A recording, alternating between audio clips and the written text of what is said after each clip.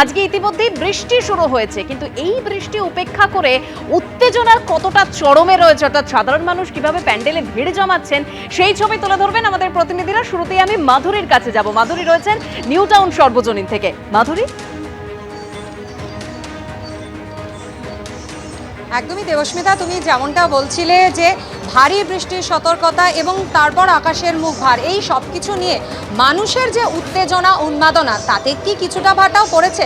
না Debasmita, new town সর্বজনীন দুর্গোৎসব সমিতির এই পুজো মণ্ডপে এসে সেটা কিন্তু দেখা যাচ্ছে না। কিছুক্ষণ আগেই বেশ খানিকটা ভারী বৃষ্টি হয়েছে, সঙ্গে দমকা হাওয়া।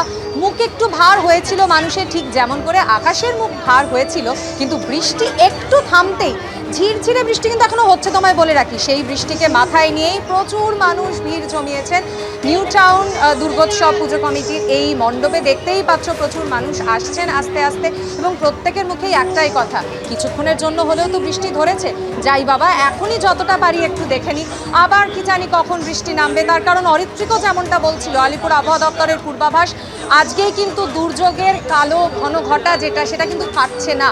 আগামী দুদিন অর্থাৎ দশমী একাদশীতেও কিন্তু আকাশের মুখ ভারী থাকবে, তাই সেই রিস্ক মানুষ কোনোভাবেই নিতে চাইছে না।